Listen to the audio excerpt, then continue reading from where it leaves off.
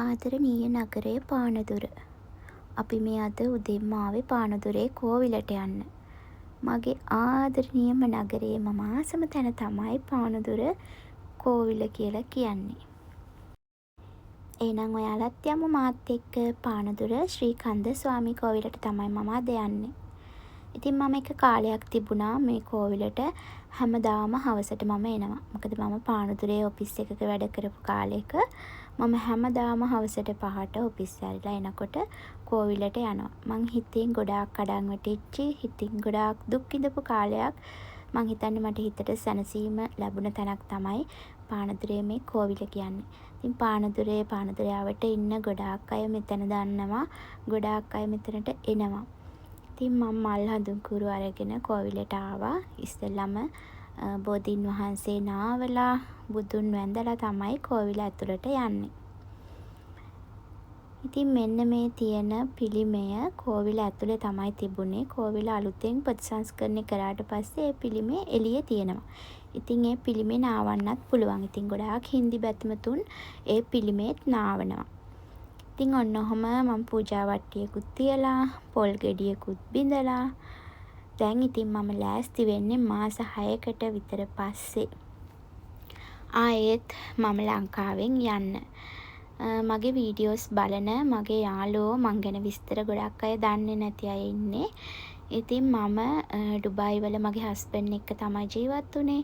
ඊට පස්සේ මම මාස 6කට කලින් ලංකාවට ආවා මගේ අම්මගේ අසනීපයත් නිසා. ඉතින් අම්මට ඔපරේෂන් 2-3ක්ම කරන්න වුණා. ඉතින් ඒ වැඩ ඔක්කොම ඉවර කරලා දැන් මාස 6ක් වෙන්න එනවා. ඉතින් මම තව දවස් 2යි ලංකාවේ ඉන්නේ. ඊට පස්සේ මම ආපහු හස්බන්ඩ් ළඟට යනවා. ඉතින් ගොඩාක් දුක හිතෙන දවස් 2ක්.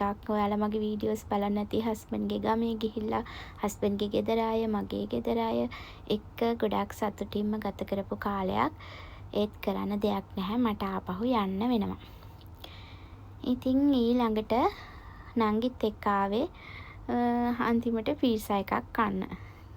ලංකාවෙන් යන්න කලින් පීසා එකක් කන්න ආස හිතුණා. මොකද මම පීසා ලවර් කෙනෙක්. ඉතින් දැන් මෙතන මේ ඉන්දියාට ඇත්තටම මාර දුකයි. හිතේ වේදනාව තද කරගෙන ඉන්නේ. ගොඩක් වෙලාවට මම ගෙදරදී ඇඬුවා බාත් รู එක ඇතුළට ගිහිල්ලා. ඉතින් අම්මටවත් නංගිටවත් පේන්න මම ඇඬුවේ නෑ. මොකද මම දන්නවා එයාලා දෙන්නට ඒක ගොඩාක් දරා ගන්න අමාරුයි කියලා. ඉතින් අද ලොකු පෝෂන් එකක් ගත්තේ නැහැ. මීඩියම් පීසා එකයි. ගාලික් බ්‍රෙඩ් කන්න මම හරිම ආසයි. ඉතින් ගාලික් බ්‍රෙඩ් පෝෂන් එකයි තමයි ගත්තේ. ඉතින් පීසා එක කාලා පොඩි බඩු වගේක් ගන්න තිබුණා. ඒ ටිකත් අරගෙන අපි ඉක්මනටම ගෙදර ගියා. ඉතින් අද දවසේ ඒ ටික තමයි උනේ. ඊට පස්සේ ගෙදර ගිහිල්ලා මම මගේ බෑග් එක ලෑස්ති කරගත්තා. ඒ දේවල් ටික කරා. මොකද අද දවසෙන් පස්සේ ආයෙ එක දවසයි මට තියෙන්නේ. ඉතින් මේ මම යන දවසේ උදේ අම්මා අසනීපෙන් ඉඳියා වුණත් මගේ හස්බන්ඩ්ට ගෙනියන්න කෑම එකක් ලෑස්ති කරන ගමන් ඉන්නේ. ඉතින් ඔක්කොම ටික ලෑස්ති කරගෙන දැන් අපි මේ එයාපෝට් එකට යන ගමන් ඉන්නේ.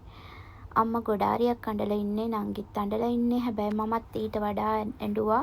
මං අම්මටවත් නංගිටවත් පේන්න ඇඬුවේ නෑ. බාත් รู එකට ගිහිල්ලා මම ඇඬුවා. මොකද මම දන්නවා අම්මට ගොඩාක් දුකයි. මොකද එකටමයි ඉඳියේ දැන් මාස 6ක් විතර. එතකොට දුක වැඩි. ඉතින් කරන්න දෙයක් නැහැ. මට යන්න වෙනවා. මම ලොකු මේකප් එකක් මොනවත්ම දැම්මේ නැහැ. පොඩි ලිප්ස්ටික් එකක් විතරයි ගෑවේ. මොකද එයාපෝට් එකේදීත් හොඳටම අඬන්න වෙනවා කියන එක මම දන්නවා. ඒක නිසා ලිප්ස්ටික් මුකුත් ගෑවේ නැහැ. මම හිතුවා ඩුබායි වලින් ලෑන්ඩ් කරාට පස්සේ මම පොඩි මේකප් එකක් දාගන්නවා කියලා. මොකද මාස 6කින් පස්සේනේ හස්බන්ඩ්ව දකින්නේ. ටිකක් ලස්සනට යන්න එපායි නේද?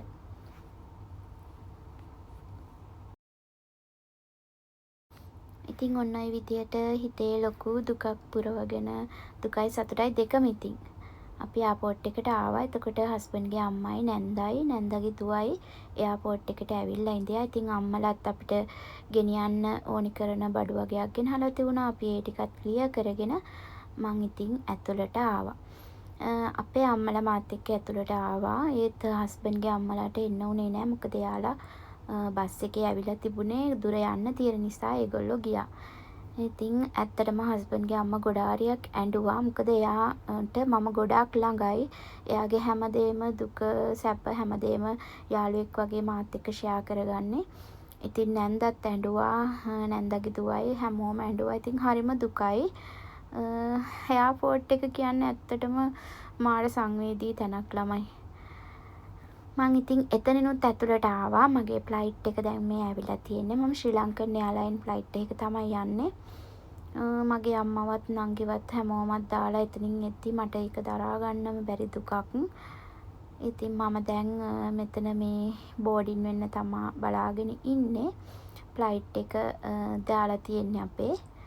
ඉතින් ඔන්න ඔය විදිහට මම ෆ්ලයිට් එකට ආවා. ඉතින් කෑමත් හම්බ වුණා ටිකක් වෙලා ගියාට පස්සේ. මම ලොකුවට වීඩියෝ කරේ නෑ. සෙනග ගොඩාක් හිටියා අද මේ ෆ්ලයිට් එකේ. සමහර දවස්වල ෆ්ලයිට් වල ගොඩක් වෙලාවට මේ සීට් එහෙම ඉඩ තියෙනවා. අද ෆුල් පැක්. ඉතින් මම මාළු කෑම එකක් තමයි අරගත්තේ. ඊට පස්සේ කාලා ඉවර වෙලා දැන් ඉතින් ඔන්න මම මගේ සිහින දේශයට ආවා. නොයිවසිල්ලෙන් බලාගෙන ඉන්නේ හස්බන්ඩ්ව දකින්න. මං ඈත තියා දැක්කා. ඉතින් බලන්නකෝ කොහොමද කියලා. මාරම අර හිතේ තිබුණ දුක ටිකක් ඇත්තටම අඩු වුණා. එයාව දැක්කට පස්සේ මාස 6කින් තමයි දකින්නේ. ඒක ඉතින් මාරම හැඟීමක්. මාස 6 නෙමෙයි අවුරුදු ගණන් බලන් ඉන්න අය ඉන්නවා ආදරය කරන අය. අපි දෙන්න ආදරය කරන කාලෙත් ඒ වගේ තමයි.